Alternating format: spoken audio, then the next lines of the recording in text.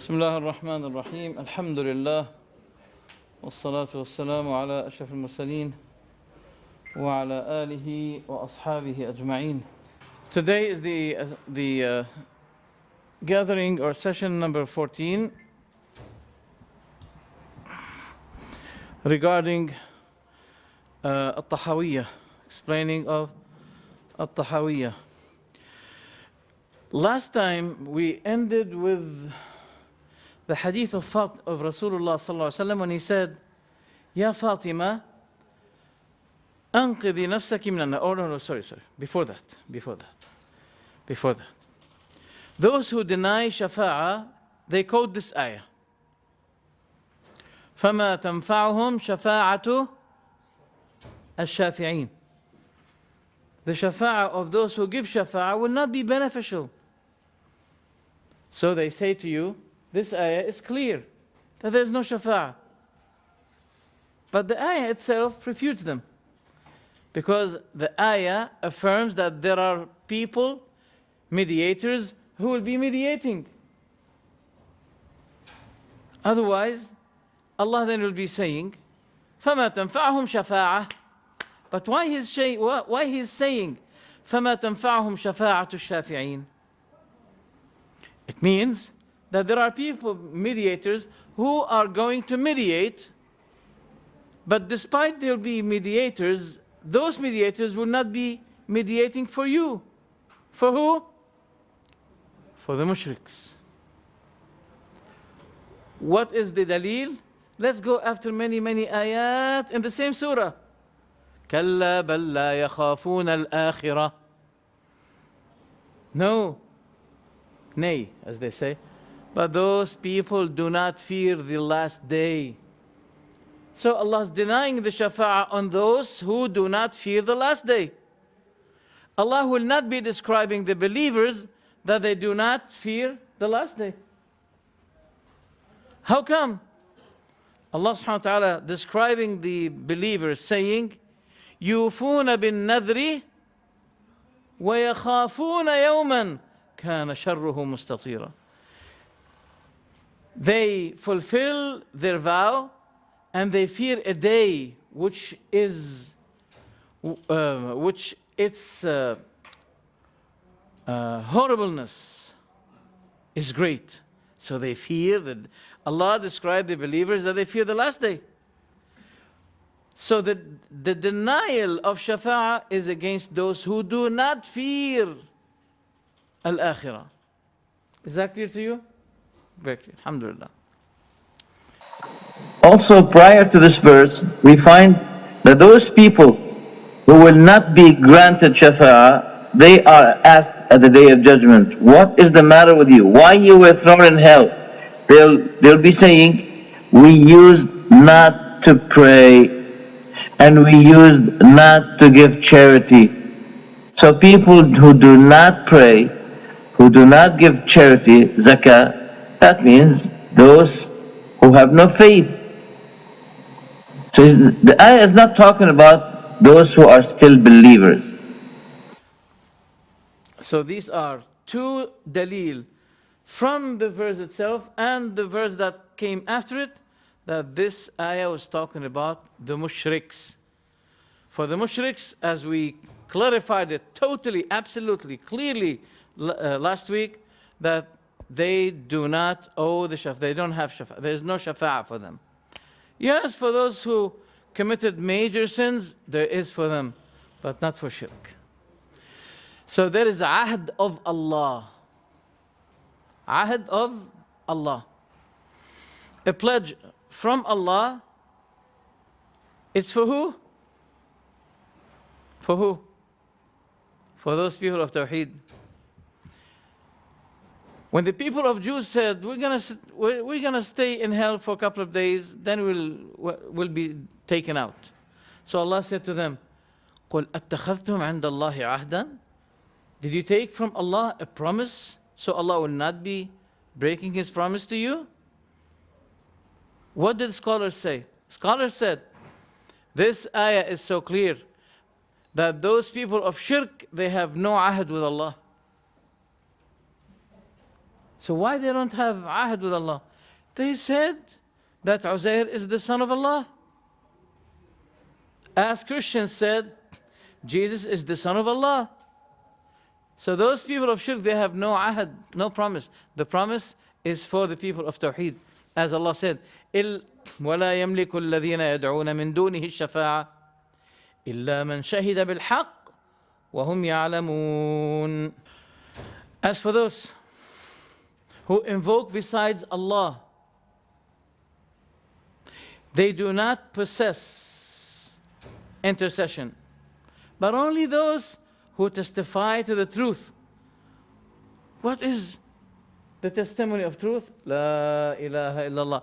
Those who said it, yes. Yes, there is shafa'ah.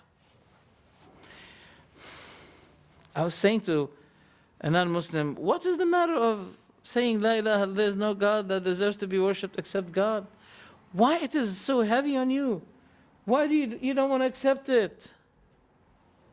Look how people will be regretful at the day of judgment. The testimony of truth is to say La ilaha illallah. Yes, for those people they have shafa'ah. There is a doubt. Yesterday some people looked at me when I was quoting the hadith of Rasulullah sallallahu alaihi wasallam. Ya Fatima, anqidhi nafsaki min an-nar. When Allah subhanahu wa ta'ala revealed to the Prophet Muhammad sallallahu alaihi wasallam, وَأَنذِرْ عَشِيرَتَكَ الْأَقْرَبِينَ, and warn the closest, the nearest one among your relatives. So the Prophet sallallahu alaihi wasallam he took a high place in Mecca and he started to call the people. Ya Bani Ka'b ibn Lu'ay, Ya Bani Hashim, Ya Bani Abd Manaf, Ya Bani. He started to call all of those tribes that he belonged to. Then they all gathered. He said to them, أنقذوا أنفسكم من النار, save yourselves from hell, from fire. فإني لا أغني عنكم من الله شيئا. I owe nothing to you apart from Allah. Until he said, Ya Safiyyah Ammat Rasulullah, O Safiyyah, the uncle of Rasulullah sallallahu alaihi wasallam, save yourself from an-nar, from the fire. فإني لا أغني عنك من الله شيئا. Ya Fatima bint Muhammad, O Fatima, the daughter of Muhammad, Salini min mali ma shi'ti. Ask me from my wealth, my property, whatever you want. فإني لا أغني عنك من الله شيئا. For I owe nothing for you apart from Allah, nothing. So how can we reconcile between the shafa'ah and between what the Prophet ﷺ said, that I owe you nothing, O Fatima, even to his daughter? How can we reconcile between the two? There are 5 ways, I think, that we can, or even less, that we can reconcile between the two. I don't want to say conflicting evidences, but they may, as we say in Arabic, yuhim. I don't find the word yuhim. How to say the word yuhim? Wahm. It causes wahm. To make someone believe this or think it this way. To give the false impression. Is that understood? To give a false impression that there is contradiction, which is not. Number 1, that the Prophet ﷺ is talking about the reality that neither the Prophet, no one else can benefit or harm apart from Allah. No one. Not even the Prophet Muhammad ﷺ. No. Second, that this incident was in Mecca. And the atmosphere of da'wah in Mecca was about what? Tawheed. The whole issue in Mecca, the early prophethood of Muhammad sallallahu alaihi wasallam was about Tawheed and Shirk. So that was before Allah informed His Prophet sallallahu alaihi wasallam that there will be shafa'ah.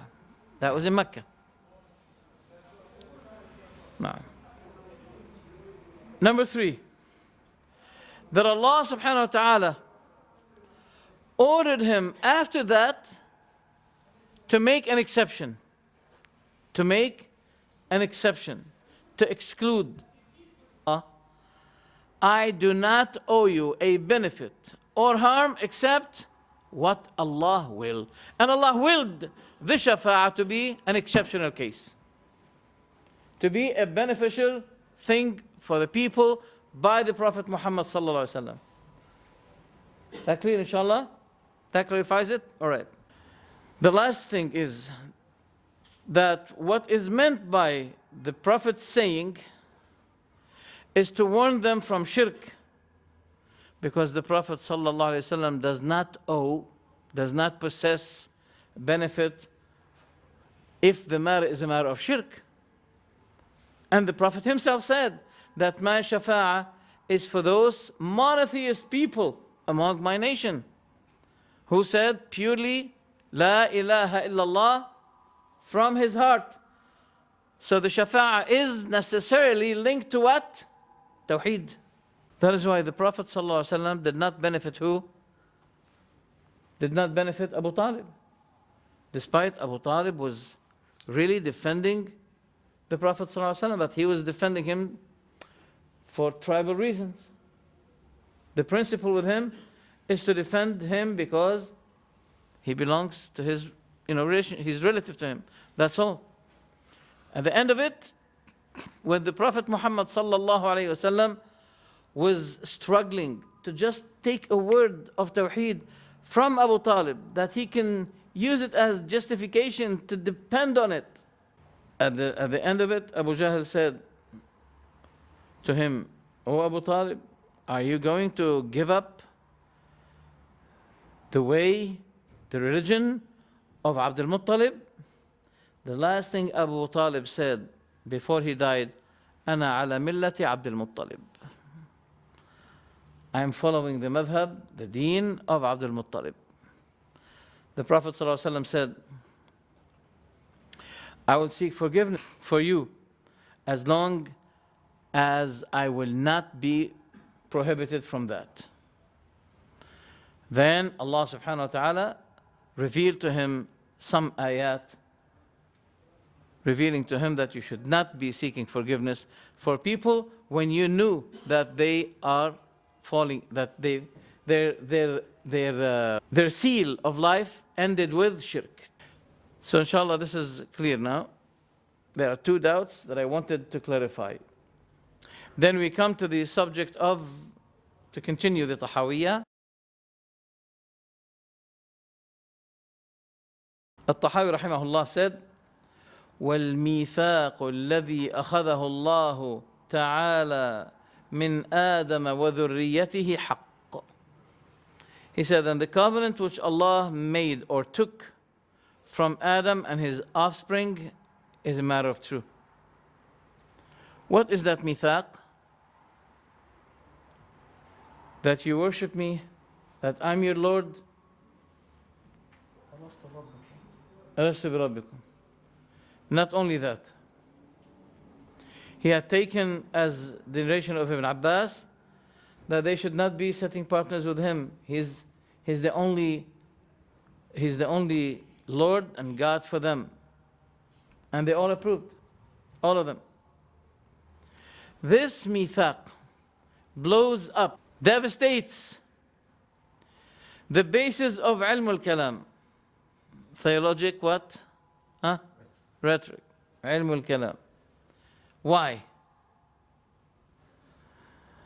Because the wahdaniyya, the belief in Allah, is a matter of fitrah, natural disposition, right? It's a matter of fitrah. Allah set it in. So that's why I always say, do not be deceived by someone saying to you, I'm not convinced. Yeah, we're not going to say to him, you're a liar. But we know what is his medicine. At least you should know what is his problem, to diagnose him. We had diagnosed those people, and we know that their problem is not being convinced that there is God. No. What about the mithaq that Allah had taken? The problem here is with ilmul kalam. The first problem is that their way to deal with the matter of tawheed is not a matter of, it does not consider the natural disposition, which is based on the fact that every person automatically knows Allah. Automatically. The second corruption of this ilm al-kalam is the denial. The second corruption of this ilm al-kalam, the denial of Allah's attributes. And their dalil is what? That if you add an attribute to Allah, you are adding what? A person. So every attribute is a person. And that's why they deny the attributes of Allah. So multi-attributes to Allah, multi-gods. That's what they said. Ta'addud. They call it in Arabic, and I read it myself. They say, تعدد الصفات تعدد القدماء. Multi-attributes, multi-gods. That's why they had to deny the attributes. The third corruption of their belief. Their belief that al-ilah means al-qadir ala al-ikhtira'. Ilah means the one who is able to create, which is not true. Ilah means the one who deserves to be worshipped. That's why when Allah said, وَهُوَ الَّذِي فِي السَّمَاءِ إِلَهٌ وَفِي الْأَرْضِ إِلَهٌ. Some people, they bring this ayah. When you say to them, do you believe that Allah in the heaven, in the height, as Allah said, أَمِنْتُمْ مَنْ فِي السَّمَاءِ, they say, yes, we believe that He is فِي السَّمَاءِ إِلَهٌ وَفِي الْأَرْضِ إِلَهٌ. They run just to change the topic. So they say to you, if you want to say that Allah is in the height, you should believe also that Allah is on the earth, because Allah said, وَهُوَ الَّذِي فِي السَّمَاءِ إِلَهٌ وَفِي الْأَرْضِ إِلَهٌ. This shows that those people know nothing about the meaning of ilah. Ilah means the one to be worshipped. Al-ilah. Allahu la ilaha illa. There is no God that ever deserves to be worshipped except Him. This is the meaning of ilah. يَأْلَهُهُ يَعْبُدُهُ. Al-ilah huwa al-ma'bud. يَأْلَهُهُ, it means يَعْبُدُهُ. So Allah is ilah, that means He is the worship. So what's the meaning of that verse? وَهُوَ الَّذِي فِي السَّمَاءِ إِلَهٌ وَفِي الْأَرْضِ إِلَهٌ. That means He is being worshipped by the people of the heaven and by the people of earth. Did you get it? Now, the fourth corruption. So yes, we believe that Allah is the one who is powerful to create anything He decides. We know that. But this is not the meaning of ilah. Ilah means the worshipped one. The fourth corruption, that those people of ilm al-kalam did not indulge themselves, involve themselves in the matters of shirk, such as calling the dead people apart from Allah. That's not their case. What is their case? Is to make a dispute kind of dialogue or format, to end with it by proving that there is no one to create on earth except Allah. So their end did not disagree with the belief of Abu Jahl, because Abu Jahl believes that there is no creator but Allah. So this mithaq means covenant, that Allah taken from the sons of Adam when they were in the back of their father. What is that mithaq? The covenant that He took from them. This covenant means that Allah subhanahu wa ta'ala created, set with them the belief that the Creator is one. It was set inside them. As even the Prophet sallallahu alaihi wasallam says, كل مولود يولد على الفطرة. What is fitrah? The natural disposition. He is born with this natural disposition. In another hadith, على الملة, that means the way. In another hadith, على الإسلام, Three hadith authentic. The three narrations are authentic. Fitra, Millah, Islam. فأبواه يهودانه أو ينصرانه أو يمجسانه. So his parents, either they make him a Jew, change him to Jew, or Christian, or Magian. Yes. The Prophet did not say, أو يسلمانه. The Prophet did not say, or his parents may make him Muslim. He's Muslim already. That's why we Muslims believe that if any small kid among the children of the pagans, regardless what religion he belongs to, he is Muslim. If he died, he will die as Muslim. The children of the kuffar, suppose someone has a daughter or a son, 2 or 3 years, then he died, crash, or etc. They are people of Jannah. Now, and also the Prophet ﷺ said, that Allah subhanahu wa ta'ala said, خَلَقْتُ عِبَادِي حُنَفَاء, pure from shirk, ready for Islam. Anything you put over the container, any cover other than its own cover, it will not suit it. So that's what Allah did. Allah subhanahu wa ta'ala set within the nature of a human being what suits them, what suits the belief that there's no other one that deserves to be worshipped except Allah. There's no creator other than Allah. خَلَقْتُ عِبَادِي حُنَفَاء, I created my servants as Muslims. فَاجْتَالَتْهُمُ الشَّيَاطِينَ, but afterwards the devils had misguided them, taken them, diverted their way.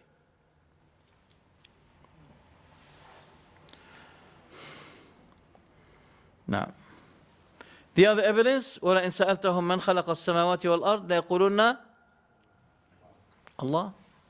Allah is saying to the Prophet ﷺ, if you ever ask them, who created the heavens and the earth? They will be surely saying to you, it is Allah. Those are the mushriks. Yet they're still mushriks. What is their problem? وَيَعْبُدُونَ مِن دُونِ اللَّهِ مَا لَا يَضُرُّهُمْ وَلَا يَنْفَعُهُمْ. They worship apart from Allah what neither harm them nor benefit them. وَيَقُولُونَ هَؤُلَاءِ شُفَعَاؤُنَا عِنْدَ اللَّهِ. They worship them and then they say, those are our mediators to Allah. مَا نَعْبُدُهُمْ إِلَّا لِيُقَرِّبُونَا إِلَى اللَّهِ زُلْفَى. We worship them not but so they will drive us nearer to Allah. This is the shafa'ah of shirk. So when Islam allowed the shafa'ah, he corrected the shirky kind of shafa'ah. He warned us from the shirk kind of shafa'ah. So he returned the people, Islam returned people to the sound and correct and proper shafa'ah, away from the shirk shafa'ah. طيب. That is why when the Prophet ﷺ heard the mu'adhin saying, Allahu Akbar, Allahu Akbar, the Prophet was waiting to attack this village because at the last period of his life, he used to be passing by villages. If he hears the adhan in the village, he leaves it and go to another one. If he doesn't hear adhan, that means this village is not a Muslim one. He attacks it. So as he passed by one village and he heard the adhan, he heard a mu'adhin in the village saying, Allahu Akbar, Allahu Akbar. The Prophet said, Ala al-fitrah. He said, this is the natural disposition. That's what the Prophet said. When the man said, Allahu Akbar, because everybody, naturally we believe that Allah is greater over anyone else. It's natural. That's why he said, Ala al-fitrah, according to the natural disposition. But when he said, Ashhadu an la ilaha illallah, then the Prophet replied and said, Kharajta minan nar. You're ousted from hell. because of the Shahada. The matter of Tawheed is great. It's important. What kind of civilization that keeps people until now thinking that God himself took a form of a man, of a human being, and went down, and he was tortured, he was helpless, he was hopeless, he was powerless, and then they crucified him, etc. For what? To save the sinners from their sins. But what about those who have been sinned against? Those mazloom, the wronged one. They need, astaghfirullah, they need a God to come and die for their oppression. Strange. Why people fornicate and kill and etc., and then they need someone to die for their sins? Isn't there any other way? But this is how they teach people to commit suicide. Why? Your God committed suicide. He was able to remain alive, but he got himself killed for your sins. Yallah, you commit suicide as well. Isn't this a point? Doesn't this make sense? If God would be asking people, why did you commit suicide? They'll say, you killed yourself. You were able to defend yourself, but you killed yourself for our sins. So we were imitating you. We're killing ourselves as well.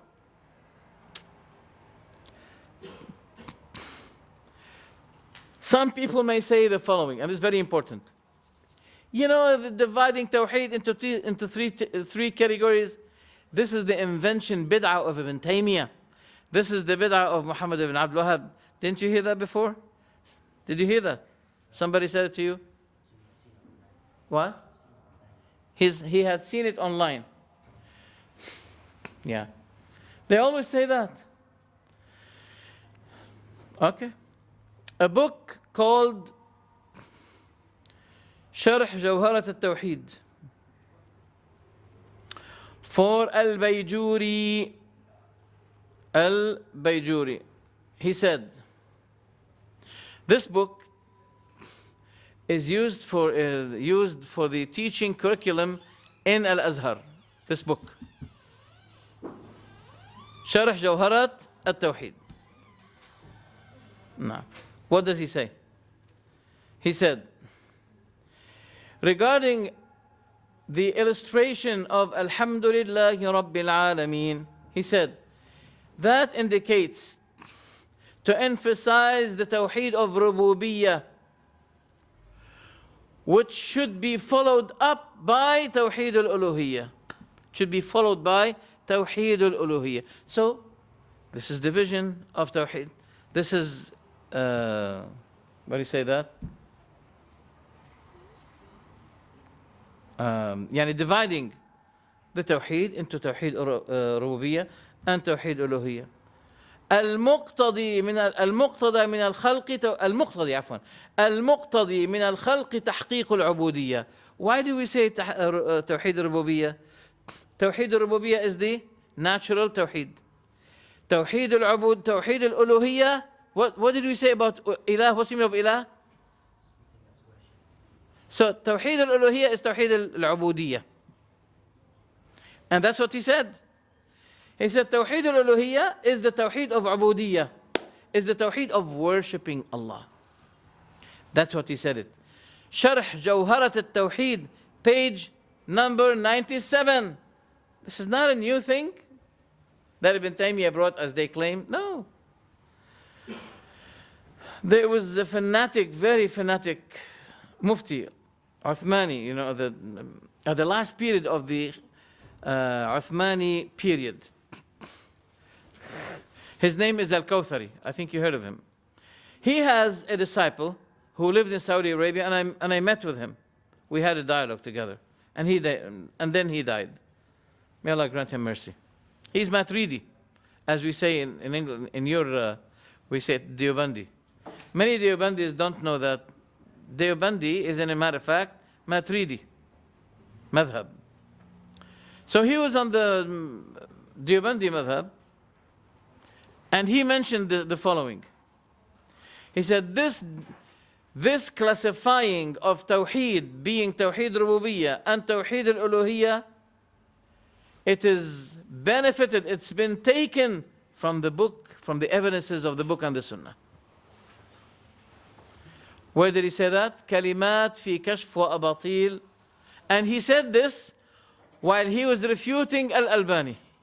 He was refuting Albani, but he had to give this confession that there is nothing wrong with dividing the Tawheed into Tawheed Uluhiyya, Tawheed Rububiyyah, and Tawheed Uluhiyya. This kind of classification, or categorizing, right? Yeah. This is benefited, this has been taken from the Quran and the Sunnah. صاحب الحدائق الوردية. There's a book called الحدائق الوردية في الطريقة النقشبندية. This is Naqshbandi, as the Americans say, Naqshbandi. This Sufi book, he mentioned that there are two levels of Tawheed, Martabat al-Rububiyyah and Martabat al-Uluhiyyah. Page 187. What this man said is correct, because Qatada, rahimahullah, said, he is tabi'i, he said, لا تسأل أحدا من المشركين من ربك إلا وهو يقول ربي الله ومع ذلك فهو يشرك بالله. You don't ask any among those mushrik people, who's your Lord? But he'll be saying to you, Allah is my Lord. Yet, despite that, he is setting partners with his Lord. So why there was a need for dividing the Tawheed? We had to do it. You know why? Because Ilm al-Kalam makes a lot of efforts to end with what? That there's one creator. So that will be destroying all the efforts that the Prophet Muhammad came with to what? To prove Tawheed.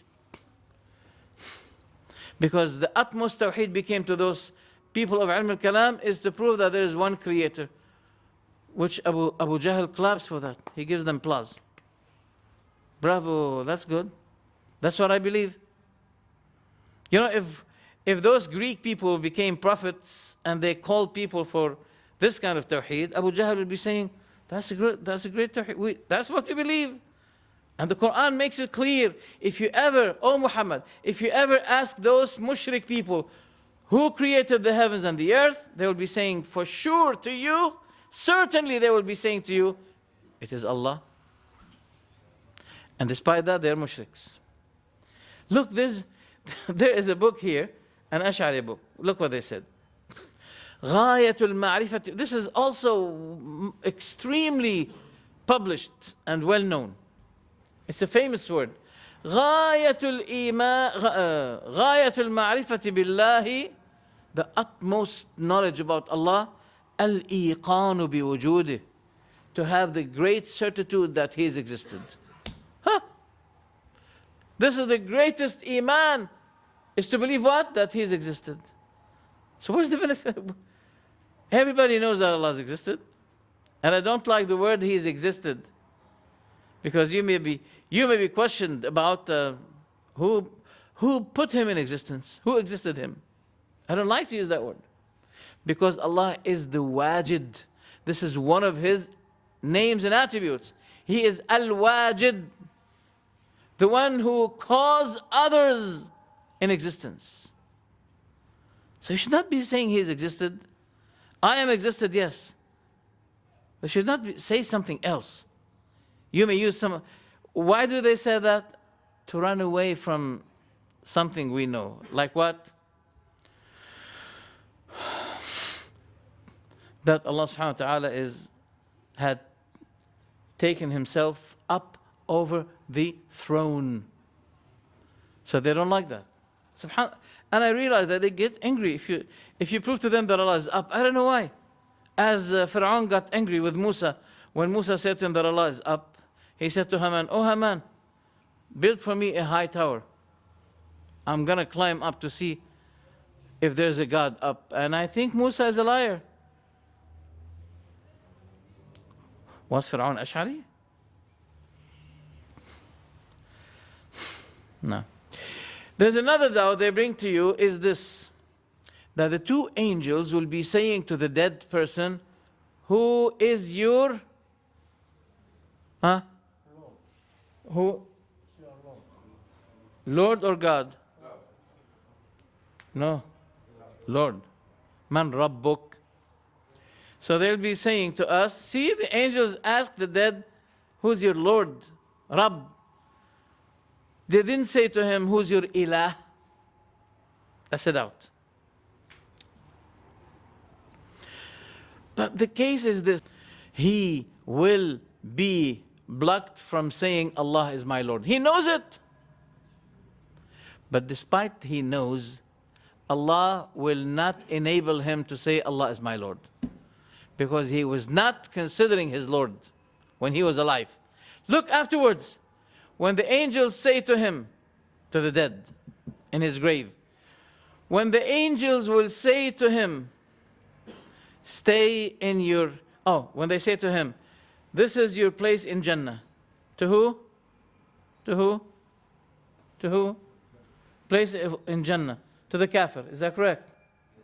Yes or no? Yes. They'll be saying to the kafir, to the disbeliever, this is your seat in Jannah, in paradise. Yes or no?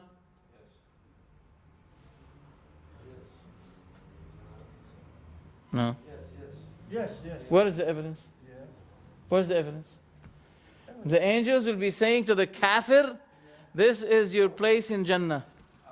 Everybody has place in the Jannah. This is your place in Jannah if you were obedient to Allah. Now, look at your place down. They'll show him his seat in hell. And they'll be saying to him, this is your seat that awaits you. Then he will be saying after that, Rabbi, la tuqim as-sa'a. Oh my Lord, don't let the final hour comes. Now he was able to say, Rabbi. But before, when they asked him, who's your Lord? He wanted to say it. But Allah subhanahu wa ta'ala stopped him from saying it. That's why the Prophet described how he was speaking. He was saying, I don't know. He wanted to say, Allah is my Lord, but he couldn't. Because he was ignoring Allah's Lordship when he was in this life. That's why afterwards he said, Rabbi, la tuqim as-sa'a. Now he knows. Now he is able to say Rabbi. But before he was trying to say Rabbi, he couldn't. Did you get the matter? It's clear to you, inshallah? طيب. Al-Imam al-Tahawi rahimahullah said, وَقَدْ عَلِمَ اللَّهُ فِي مَا لَمْ يَزَلْ عَدَدَ مَنْ يَدْخُلِ الْجَنَّةِ عدد من يدخل الجنة وعدد من يدخل النار جملة واحدة فلا يزداد في ذلك العدد ولا ينقص منه. He said, Allah knew before the existence of time the number of those who would enter paradise and the number of those who would enter the hellfire. This number will neither be increased nor decreased. وكذلك أفعالهم فيما علم منهم أن يفعلوه. The same applies to all actions done by people, for they are done exactly as Allah knew they would be done. وكل ميسر لما خلق له, and everything is facilitated to what he had been created for. والأعمال بالخواتيم, and actions are justified or judged by khawatim, the seals of people, what will be sealed with people. As it had been said, يموت الإنسان على ما عاش عليه في الدنيا. The person will be dying on the same attitude of what he used to be living with. If he used to be a drunkard, cheater, liar, his attitude will be the same. Yani when he die, he will be dead on the same attitude that he used to be living with. He used not to be serious. He will die, and then he will be considered, he will be gathered at the day of judgment with those who used not to be serious with Allah. That's how it goes. وَكُلٌّ مُيَسَّرٌ لِمَا خُلِقَ لَهُ. And everyone is facilitated to what he was created for. And it is the action with which a man's life is sealed, which determines his fate. As he used to be in life, you will be dying. Your seal will be the same attitude of what you've been living. And also, وَالسَّعِيدُ مَنْ سَعِدَ بِقَضَاءِ اللَّهِ. And those who are fortunate by the decree of Allah. And those who are wretched by the decree of Allah. وَالشَّقِيُّ. And the miserable is the one that had become miserable by the qada of Allah subhanahu wa ta'ala, the predestination of Allah. Then he said, وَأَصْلُ الْقَدَرِ سِرُّ اللَّهِ. وَأَصْلُ الْقَدَرِ سِرُّ اللَّهِ. And the exact nature of decree is Allah's secret in His creation. The matter of qadar is a secret thing that is difficult, complicated. How Allah's knowledge about you goes in harmony with what He ends with you.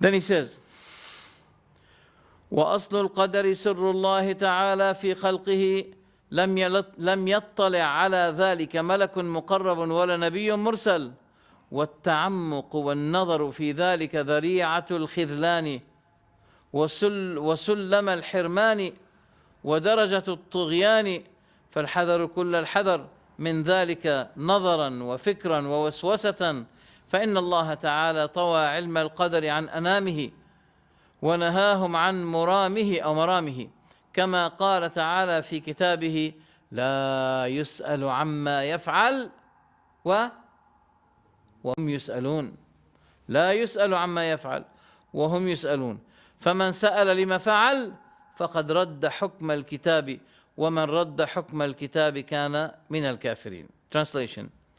The exalted nature of the decree is Allah's secret in His creation, and no angel, no close angel, no near angel, nor close prophet had been given the knowledge of it. And delving into it and reflecting too much about it only leads to destruction and loss and results in rebelliousness. So be very careful about thinking and reflecting on this matter or letting doubts about it assail you. For Allah has kept knowledge of the decree away from human beings, and He has forbidden them inquiring about it. Saying in His book, He is not to be asked about what He does, but they are asked. That's what Allah said. So anyone who asks why did Allah do that, has gone against a judgment of the book, and anyone who goes against a judgment of the book is a disbeliever. This is a very important matter, and I want you to pay close attention to. What did I say before? من عاش على شيء مات عليه. Whoever lived on a certain attitude will be dying on that attitude. And it will be his seal. How many people died while they were taking drugs? How many people died while they were fornicating? At the same moment they were fornicating, and suddenly their hearts stopped. So we should be fearing Allah when we indulge ourselves in a sin, that it may be our seal. The moment of death may come. When a person commits a sin, and then he finds that Allah enabled him to repent to Him, he'll be saying, Ya Rabb, Alhamdulillah, that I did not die before that. I did not die before making repentance. If you die before making repentance from that sin, it's a big trouble.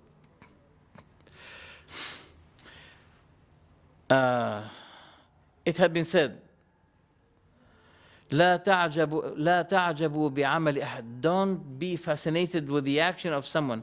حتى تنظروا بما يختم له.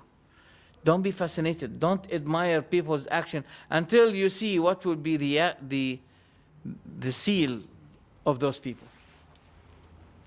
فإن العامل يعمل زمانا من دهره بعمل صالح. For a person may work for a period of time in a good, doing a good action. ثم يتحول, then he'll be changing. فيعمل عملا سيئا, he'll be doing a bad action. He'll be changed. وإذا أراد الله, this is very important. وإذا أراد الله بعبد خيرا, if Allah intends good with his servant, استعمله قبل موته. He'll be utilizing him, using him. فيوفقه لعمل صالح. Allah will let him do a good action by which it will become its seal. It's amazing, huh? That Abu Talib dies as a kafir, while he spent his life defending the Prophet Muhammad sallallahu alaihi wasallam. While Abu Sufyan dies as a mu'min, while he spent his whole life leading the campaigns and wars against the Prophet Muhammad sallallahu alaihi wasallam. This is a matter of qadr. It is based on the knowledge of Allah about what things occur in the heart, not based on what people see apparently, externally. No. I think you know the story of the one whom the Prophet pointed out his finger on him and saying, this man is one of the people of hell, while the man was fighting the enemies extremely. And many companions were admiring him. He was so brave. Then the Prophet said, this person is one of the people of hell. Companions were wondering, why? Why this man is one of the people of hell? What made him? What made him so? What did he do? In many narrations had proven that the man was doing this for a matter of fame, showing off. So sometimes Allah subhanahu wa ta'ala exposes people, showing their reality, that they're not truly believers. Even if they pretend outside, as a matter of fact, they're not. Okay. We come to the matter of qadr. The qadr is very important. It is one of the bases of Iman. And Allah will not be accepting from the servant any kind of worship if he has a problem with the matter of al-qadr. If he denies the predestination, the matter of predestination, al-qadr.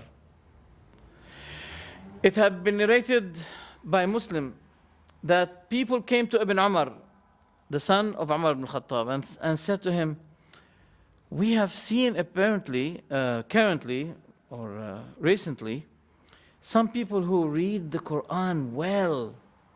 They read it well.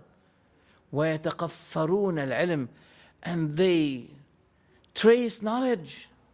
That means they are good. They're making great efforts in seeking knowledge. وَيَزْعُمُونَ, now this is their problem. وَيَزْعُمُونَ أَنَّهُ لَا قَدَرٍ, and they claim that there is no qadr. Allah did not predestine anything. وَأَنَّ الْأَمْرَ أُنُفٍ, and the matter is only resuming by itself automatically. Things are going automatically without being predestined by Allah. Without His predestination, without His knowledge. And He knows the thing after it happens, not before. Abdullah ibn Umar replied, if you see those kinds of people, tell them that I free myself from them and they have nothing to do with me.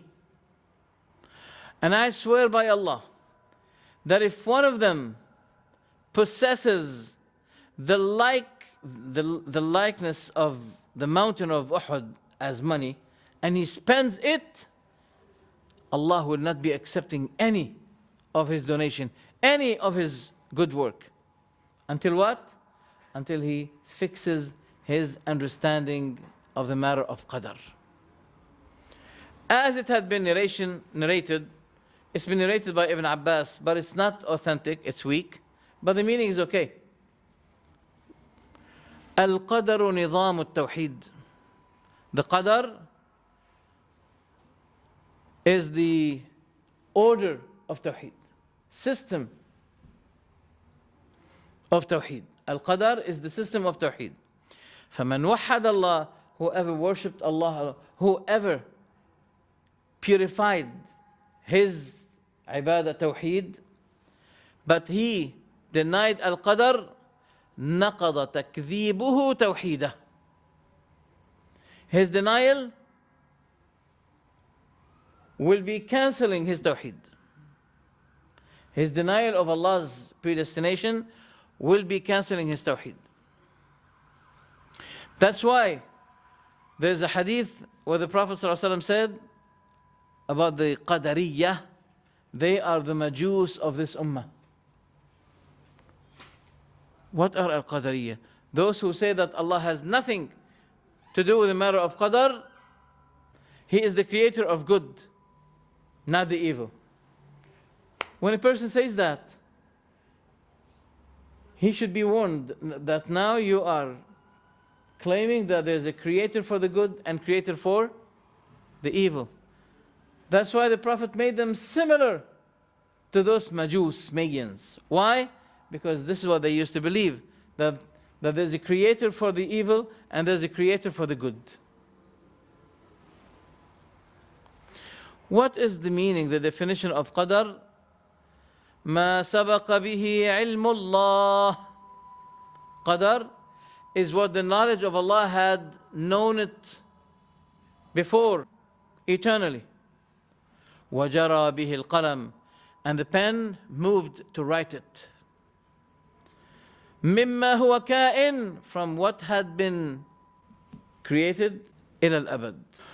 وأن الله قدر مقادير الخلائق, and Allah subhanahu wa ta'ala managed and predestined the creation's names, dates of existence, provision, what will they be, what will they be ending, when they will be dying, by what they will be ending, believers, disbelievers, etc. All of these are maqadir of Allah. We know something called al-qada wal-qadar. What is the difference between al-qada and al-qadar? Can anyone give me the definition or the difference between qada and qadar? Scholars say, al-qadar علم الله بما تكون عليه المخلوقات في المستقبل. Qadar is the knowledge of Allah about what people will be in their whole future. This is al-qadar. Al-qada إيجاد الله للأشياء حسب علمه وإرادته. This is Allah's bringing to existence regarding the things that He knew about and He willed it to be done, to bring them in existence. Now, and the reality of Iman, faith, is this, that you believe that there is nothing in this universe, be it life, or death, or disease, or health, or poverty, or wealth, except by a taqdeer. All things have been destinated by Allah subhanahu wa ta'ala. فَمَا شَاءَ اللَّهُ كَانَ وَمَا لَمْ يَشَاء لَمْ يَكُنْ. But part of, based on His will, is to create us with will. Because we don't know creatures that Allah forced them to be disbelievers. But we know that there are creatures whom Allah created and did not put in them the option of choosing between the good and the evil. Like what? Like the angels. لا يعصون الله ما أمرهم. They never disobey Allah what He orders them. Never. But I haven't seen creatures that they were forced to disbelieve. I know that He created people who are forced to obey, like the angels. That's why regarding the angels, there is no reward, there is no warning and reward for them, because they are automatically created on this way. So among the wills of Allah, that He willed us to have a will. The matter of qadr, as I mentioned, should be sound, proper, from false misconceptions. And one of the problems of ilm al-kalam as well, that it caused a problem that caused division between the Muslims. They also divided as the previous nations, Jews and Christians divided. They divided among themselves about the matter of qadr. Part of them, they became qadari, and some other parts they became jabri. Qadari yani, they deny the qadr. The jabri is they believe in the qadr, but to the extent that they deny the will of people. Both people are going into extremes. The principle of qadr is based on two important principles or fundamentals. The first fundamental, that believing that Allah subhanahu wa ta'ala علم بعلمه القديم أعمال عباده. He had known by His ancient knowledge all what His people, His servants do. وَأَجَالَهُمْ. The second one, when we analyze the attribute of knowledge, then we'll be understanding something beneficial that will be saving us from what people have been deviated regarding the qadr of Allah. And that is the attribute of ilm, knowledge. For example, we know that Allah knows what people did, right? And what people do, right? And what people will do, right? But there's another thing that Allah knows. He knows about the kuffar who died as kafir. If they were to be returned to life, Allah knows that they will be returning to kufr, to disbelief. How come? Allah says, وَلَوْ رُدُّوا لَعَادُوا لِمَا نُهُوا عَنْهُ وَإِنَّهُمْ لَكَاذِبُونَ. And if they were returned to life, because they'll be saying at the Day of Judgment, oh Allah, return us to life. Wallahi, He will be worshipping you. Wallahi, He will be the best. Then Allah subhanahu wa ta'ala said, وَلَوْ رُدُّوا لَعَادُوا لِمَا نُهُوا عَنْهُ وَإِنَّهُمْ لَكَاذِبُونَ. If they were returned, they will return. If they were returned to life, they will be returning to the same mischief, to the same shirk, to the same disbelief that they used to be involved with. وَإِنَّهُمْ لَكَاذِبُونَ. And they are truly liars. This is in Surah Al-An'am, ayah number 28. Also He said, وَلَوْ عَلِمَ اللَّهُ فِيهِمْ خَيْرًا لَأَسْمَعَهُمْ وَلَوْ أَسْمَعَهُمْ لَتَوَلَّوْا وَهُمْ مُعْرِضُونَ وَلَوْ عَلِمَ اللَّهُ فِيهِمْ خَيْرًا لَأَسْمَعَهُمْ.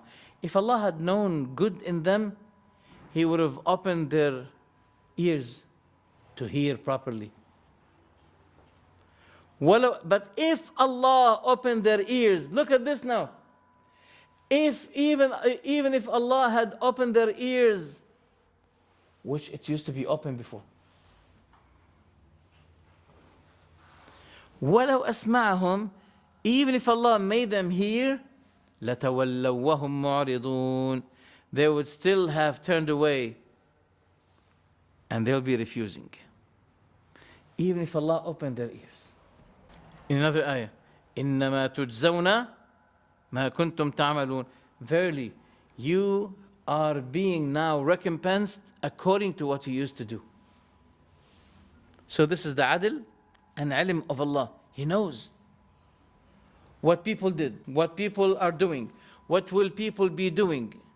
And if they died on kufr, if they were to be returned, He knows what will be their attitude, even if they were returned to life again.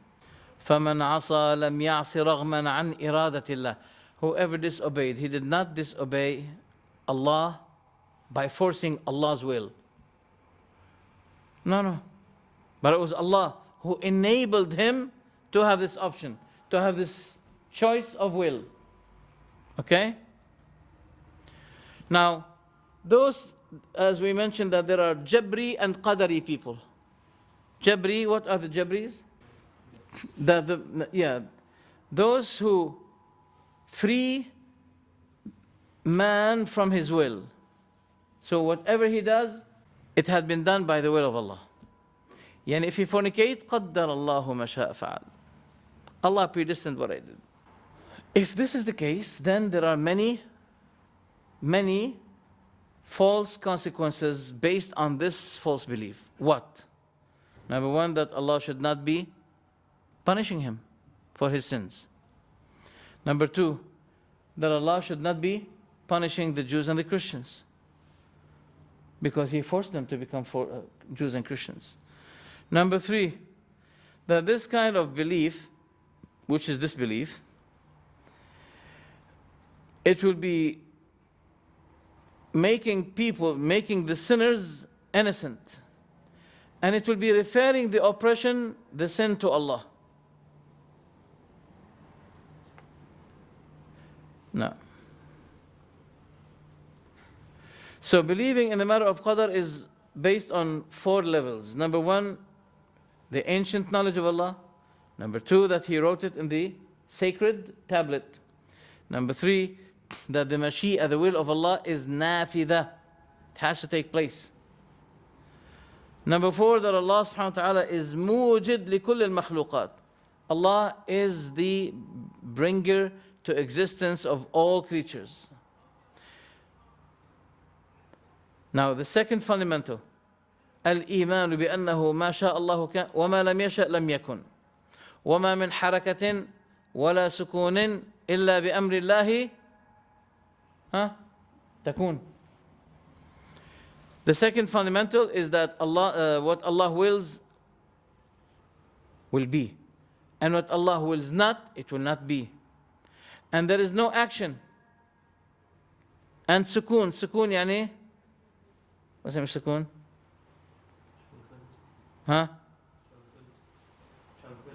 Tranquility. Yeah, the opposite of action. Illa bi amri Allah, it must be by under Allah's will.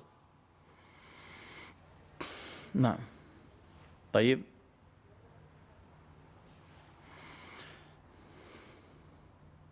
So we have 2 types of cults. One cult, they believed in Qadr, but they used it as a plea, evidence for them in doing the kufr and disobediences. طيب. Do you remember what I mentioned last time?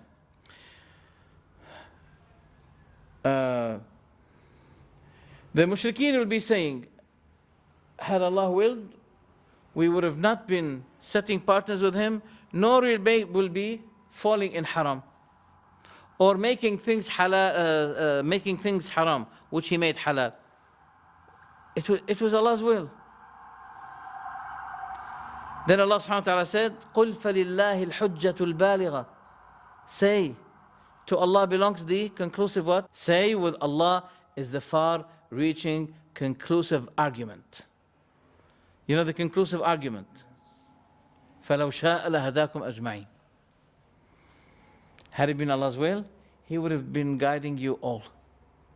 Why didn't He say, had it been Allah's will, He would be making you all misguided? He said the opposite, which indicates to me that if Allah ever wants to force someone, He'll be forcing him on guidance, not the opposite. Is this clear to you? If He'll be forcing, He'll be forcing people on guidance, not on misguidance. How can Allah force people on misguidance and then He punishes them? Can't be. But those people will not be saying, using this evidence, when they commit sin, they say it's Allah's predestination. Do they say that when someone hits them, someone smacked you, takh, would you be saying that's Allah's will? No, they won't say that. It had been narrated, I don't know if it's authentic or not, I'm sorry, that one person was brought to Umar ibn al-Khattab. He had stolen. So Umar said to him, why did you steal? He said, oh, Amir al-Mu'mineen, it's the qadr of Allah. All right. Are you sure? He said, yes. So he said, cut his hand. After his hand been cut off, Umar said, now you have to lash him 80 times. Lashing? Why? He said, cutting your hand is for the theft, and 80 lashes are for, no, is because of your fraud testimony against Allah. That Allah, distant that on you, as if you're trying to free yourself from responsibility. It's Allah's qadar. I have stolen by Allah's qadar. So Umar punished him by the qadar of Allah as well. Yes. So how many sins he committed? 2. The second one is worst. The second one is worst because he claimed that Allah subhanahu wa ta'ala forced him to do that. And he has nothing to do with it. He's free. He's innocent. The other group are those who believed in qadar, but they have excluded kufr and sins from the qadar of Allah. And they claim that Allah neither created them, nor He knew about them except after it had been occurred. Did you understand it? Is it clear? Clear to you? Shall I repeat it? Shall I repeat? The other cult, they believed in the qadar of Allah. Those are the qadariyah. They didn't say there's no qadar, we don't believe in qadar. No. But they said, regarding the sins and kufr, they are not under the qadar of Allah. Out. He neither created them, nor He knew about them, except after they happened. Okay? Now, that's why those were described as what? That they are majus of this ummah. Hadith is narrated in Mishkat al-Masabih, and Shaykh Albani rahimahullah said it's authentic based on the frequent narrations of it. The best word I heard from the Prophet about the matter of qadr is this. You see, taking the measures, taking the asbab, the reasons, do not contradict the matter of qadr. That's why when the Prophet ﷺ said, مَا مِنْكُمْ مِنْ أَحَدٍ إِلَّا وَقَدْ كُتِبَ مَقْعَدُهُ مِنَ النَّارِ وَمَقْعَدُهُ مِنَ الْجَنَّةِ. There is no one among you but his seat in hell or his seat in paradise, it had been registered, predestined, recorded, written. Then they said to the Prophet ﷺ, أَفَلَا نَتَّكِلُ يَا رَسُولَ اللَّهِ. So shouldn't we be depending then? Depending on what had been written about us. He said, اعملوا فكل ميسر لما خلق له. Work, struggle, for everything is facilitated to what it had been created for. Is that understood? أما من كان من أهل السعادة فسيصير لعمل أهل السعادة. As for the one who belongs to the people of happiness, will be facilitated to be gathered to the action of sa'ada, to the action of happiness. But as for him who belongs to the people of misery, he will be facilitated to the action of misery. Then the Prophet ﷺ said, فَأَمَّا مَنْ أَعْطَى وَاتَّقَى وَصَدَّقَ بِالْحُسْنَى. This is a beautiful word. فَسَنُيَسِّرُهُ لِلْيُسْرَى. As for the one who gives and donates, we will be making easy for him to take the way of yusr, the way of good. We'll not only we'll open it for them, no, we will make it easy for him. طيب. وأما من بخل واستغنى فسنيسره. Even for the one who deny and he becomes stingy and he doesn't donate, we will make the way of evil easy on him as well. We'll be facilitating on him to reach to the way of hell. There is something called tanasub, proportionality. Proportionality, do you know that? Proportionality. What is that?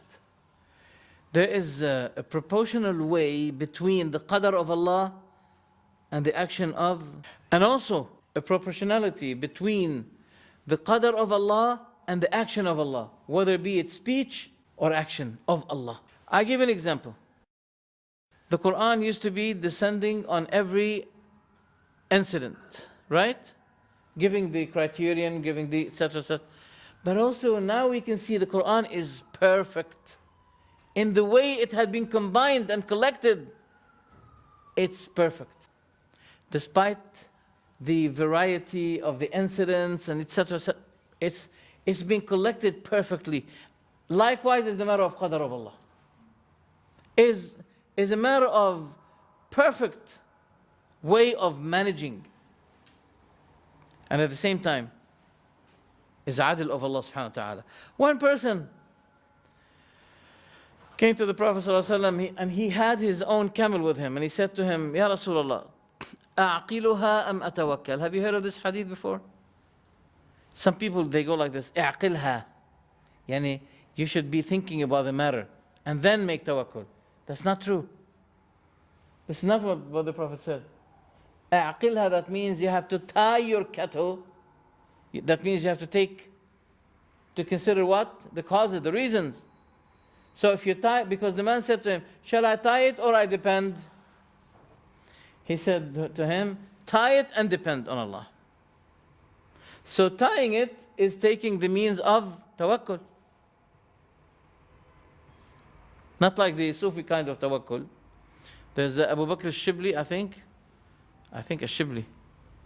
He went to the wilderness by tawakkul, without water, without food, without weapons. Then he was eaten by as-siba', maybe lions or something, or they ate him. Who has more tawakkul? This Sufi man or those animals? Wallahi, those animals, their tawakkul on Allah is better than him. There's something by the Sufis, it's called khuruj ala tawakkul. We go somewhere and we make tawakkul on Allah, no matter what happens to us. If we died because of hunger, that will be our qadr, dying on hunger. If some animal killed us, ate us, that will be our qadr. What kind of tawakkul is this? That's why scholars call this kind of tawakkul tawakkul, not tawakkul. Tawakkul, yani so-called depending on Allah. What is the impact of the aqeedah of qadr? The impact is this. The impact can be seen by the words of the Prophet ﷺ when he said, وَعْلَمْ أَنَّ الْأُمَّةَ لَوْ اجْتَمَعَتْ. We should be aware that if the whole ummah had gathered itself so that they will be benefiting you, such benefit that Allah does not allow it, they will not be benefiting you. And the vice versa. If they were all gathered to harm you, they will not be harming you except the harm that Allah allowed it to be done. Then another hadith, احرص على ما ينفعك. Be so keen to what is beneficial to you. واستعن بالله ولا تعجز, and seek help from Allah and never be frustrated. فإن أصابك شيء, but if anything happens to you, فلا تقل, don't say that if I have done it that way, it would have not been this way. No. But say, قَدَرُ اللَّهِ وَمَا شَاءَ فَعَلْ. This is the qadr of Allah, and what Allah willed had taken place. فَإِنَّ لَوْ تَفْتَحُ عَمَلَ الشَّيْطَانِ. Because the word law opens the action of the devil. What is law? If I have. In matters of life, it opens the gate of the devil. But in matters of the hereafter, it doesn't. I wanted to emphasize that this kind of aqidah had given them trust and confidence and bravery. While they are in their way to convey the message, they trust Allah. That whatever happens to them, for His sake, they are ready to confront any difficulty, any obstacle, any problem. And it causes them to be brave. That's what I wanted to say. And it frees them from being slave to the people. Because they trust on Allah subhanahu wa ta'ala. They don't do things for the sake of people. They don't do something to please people. They do it for the sake of the one who is free from people. And whatever he decides to give them, no one can stop. Whatever Allah stopped them to be benefited from, no one can give them. This kind of doctrine will be removing any kind of cowardice from the heart of the believer. Giving an answer to this usual question, هل الإنسان مخير أم مسير? Do you understand the meaning of that? Yeah. طيب. Can you give an answer to this? Before we... What do you think? Mukhayyar, that means he has choice, or he is driven to do what had been decided for him to do. Musayyar. Musayyar, that means just like being driven to do the thing. Is he driven to do the thing, or he has the choice? The other thing before that, what makes the person confident in faith and brave, is that he knows that everything happens to him is good. Even if he has crashes, dead fate, disasters, disease, is all good for him. So he knows that as long as he's with Allah subhanahu wa ta'ala, he trusts Allah and everything happens to him. He has no fear. Okay, so let's give an answer to this. He is mukhayyar and musayyar, both. Both. In terms of things that you have no access to, you cannot stop, you cannot resist, you are musayyar here. You're driven. You have no choice. Such as, Allah is not going to be asking you, why did you get sick? As long as you did not subject yourself to that. Suddenly you have flu. You will not be punished. Why did you have the flu? It's out of your will. So you are musayyar or mukhayyar in this? Musayyar. You are musayyar. Death is musayyar. Yeah, but let's talk about actions before death. Okay? Unless he died deliberately, he committed suicide. But,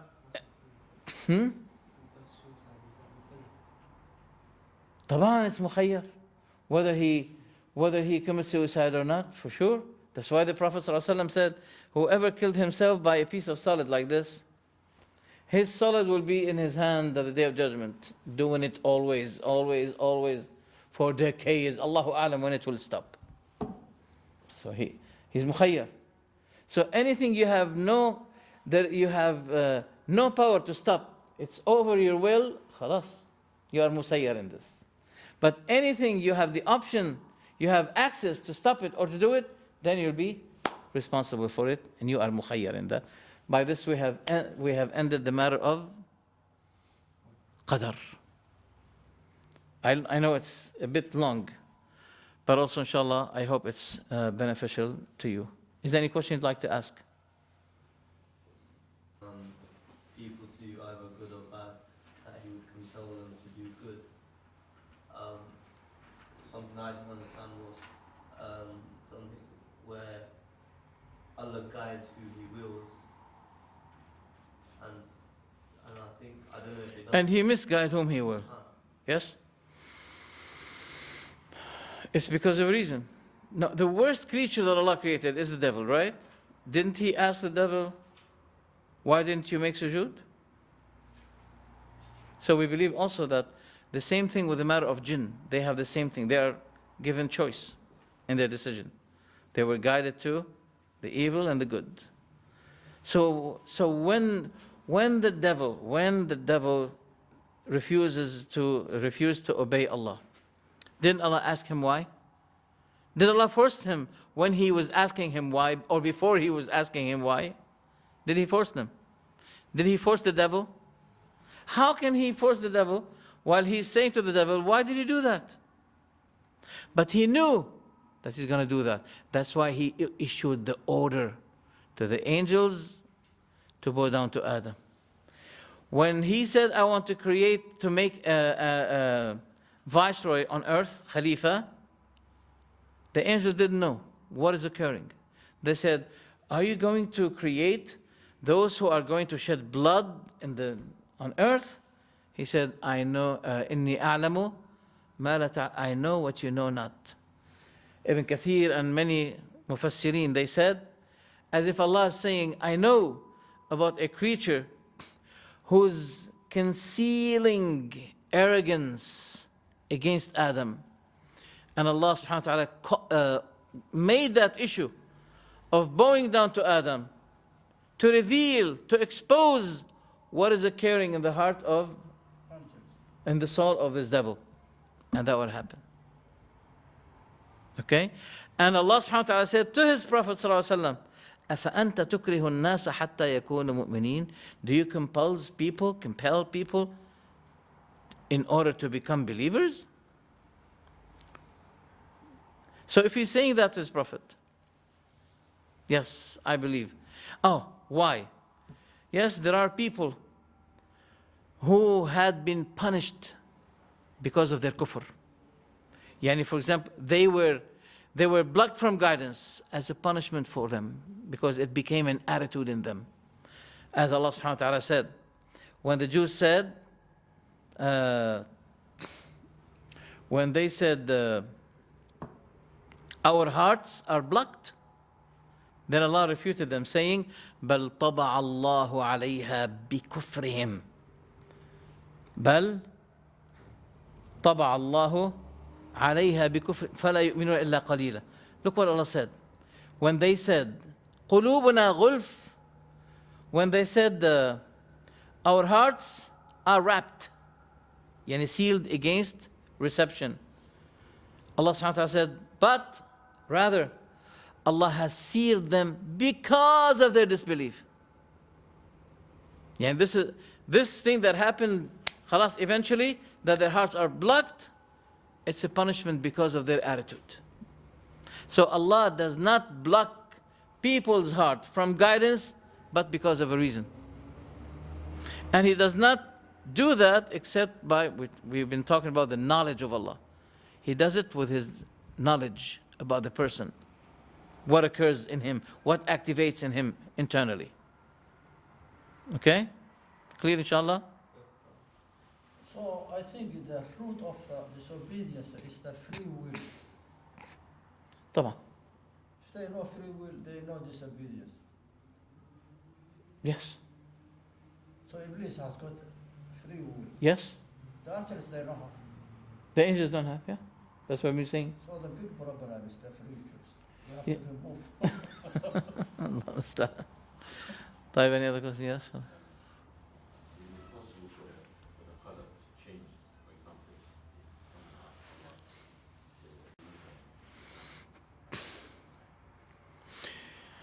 Your task is not to find out what is your fate, but you have to struggle asking Allah. Now, yani, the Prophet taught us to say, اللهم إني أعوذ بعزتك لا إله إلا أنت أن تضلني أنت الحي الذي لا يموت والإنس والجن يموتون. O Allah, I ask you, I seek refuge with you, with your glory.